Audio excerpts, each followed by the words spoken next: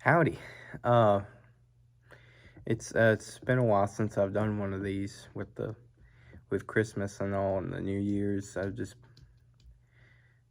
Uh, but anyway, it's been a while since I've done one of these stories behind the hymns, so I thought I would get back to that for this week. So the song I'm gonna be doing is "Great Is Thy Faithfulness," and so yeah. So, of the many gospel hymns written in recent times on the theme of God's goodness and faithfulness, this hymn stands out like a beacon of light or beacon light. Excuse me. While many hymns are born out of a particular dramatic experience, this hymn was simply the result of the author's morning by morning realization of God's personal faithfulness. So the author name is Thomas Obadiah Chisholm, and he was born in a humble log cabin in Franklin, Kentucky on July 29th, 1866. Without the benefit of high school or advanced training, he began his career as a school teacher at the age of 16, and in the same country schoolhouse where he had received his elementary training. When he was 21, he became the associate editor of his hometown weekly newspaper, the Franklin Favorite. 6 years later, he accepted Christ as his personal Savior during a revival meeting conducted in Franklin by Dr. H.C. Morrison. At Dr. Morrison's invitation, Chisholm moved to Louisville to become office editor and business manager of Morrison's publication, the Pentecostal Herald. Later, Chisholm was ordained to the Methodist ministry, but was forced to resign after a brief pastorate because of poor health. After 1909, he became a life insurance agent in Winona Lake and later in Vineland, New Jersey. Thomas Chisholm retired in 1953 and spent his remaining years at the Methodist Home for the Aged, Ocean Grove, New Jersey.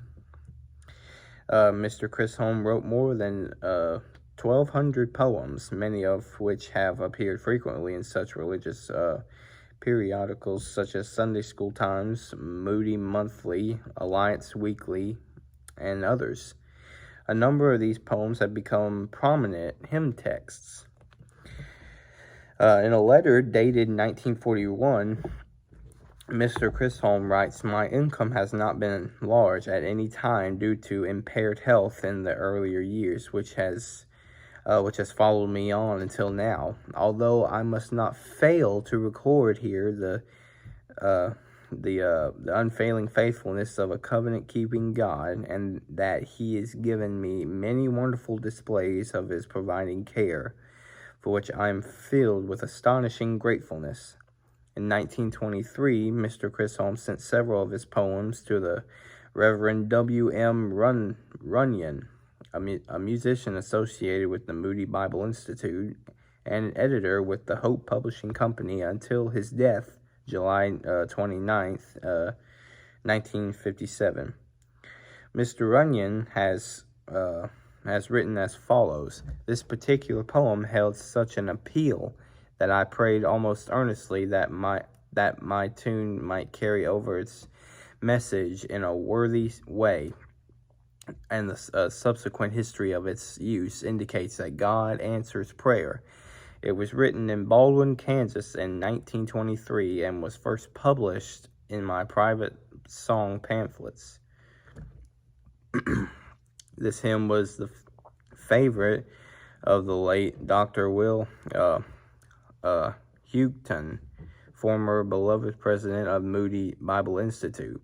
It has since been an all-time favorite with students at the school, and as a result, its usefulness has spread to evangelical churches everywhere. Bev Shea states that this hymn was first introduced to audiences in Great Britain in 1954 by the Billy Graham Crusades and has since been a favorite there as well.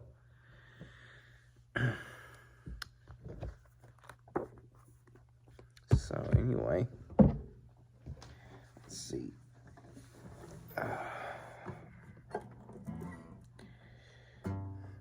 You know, it's hard to pick a favorite hymn because they're all so good, but this is another one of my favorites that's definitely up there. So anyway, here we go.